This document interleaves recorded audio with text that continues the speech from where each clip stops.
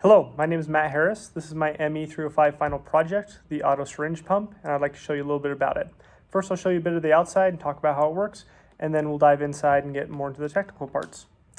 The goal of this project is to take a normal 10 ml syringe that you'd find at a hospital or a clinic and be able to administer a full dose or a half dose automatically with minimal user input.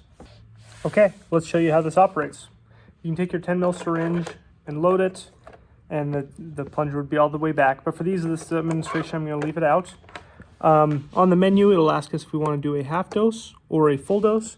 I'll first select full dose. Currently, it's telling us our current distance from the ultrasonic, as well as our ambient air temperature.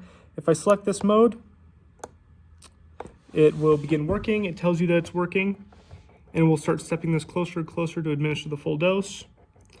Once the final destination is reached and all the medicine has been administered, it will stop and alert you and tell you that it's finished. And then it will automatically retract the plunger all the way to the starting position so that you can put another 10 ml syringe in and repeat the function. And when that's finished, it'll tell you. Let's swap to a half dose and show you what that looks like. Again, it tells you that it's working and it's stepping. And when it reaches half a dose, it will back up and reset so you can put in another syringe of medication. And that's it working. Let's go over all the components that we're using in this. For user input, we have a joystick, and for feedback, we have an LCD screen. As additional feedback, we also have a buzzer and an LED. As our main sensor, we have the ultrasonic sensor, and as our main actuator, we have a stepper motor, and the stepper motor has a control board. The stepper motor has a gear on it, and with this rack, we're able to move the plunger back and forth. As an additional sensor to the ultrasonic, we have this temperature sensor, which helps us get a more accurate distance reading.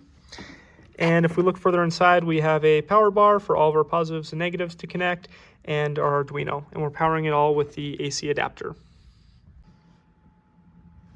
Quickly and unglamorously, I will show you how these sensors work. Displayed on our LCD, we have our distance that's measuring and our temperature in Celsius. If I put my hand in front of the distance sensor, our distance will update. And if I blow on our temperature sensor, this will also update in a minute.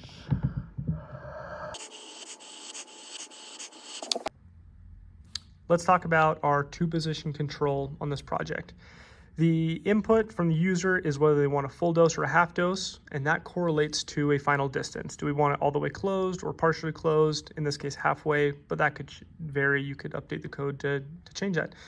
Then in our loop, we first measure our total distance, and then we subtract our final distance. That is our error.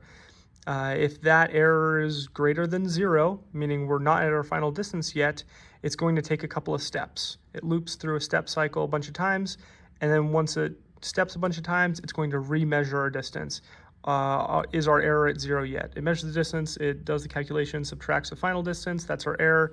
Okay, is that error to 0 yet? No, it's not. Okay, we step a few more times, and then we're going to remeasure again. That's why when you see this come in, it kind of jitters just a little bit. Every time it jitters, it's stopping and taking a new measurement. Once it's closed all the distance and that error has gone to 0, it stops the stepper motor. At that point, we do the retract loop, and it's going to be the same thing, but we're going to be opening it. Our final open distance is calculated 12.5 centimeters from the ultrasonic sensor. Same feedback loop with the same error. We subtract our final distance minus our measured distance. If that hasn't reached 0 yet, we're going to keep stepping. We step a few times, we measure. We step a few times, we measure. Just like that. Once again, my name is Matt Harris. This is my final project, the auto syringe pump. Thank you for watching.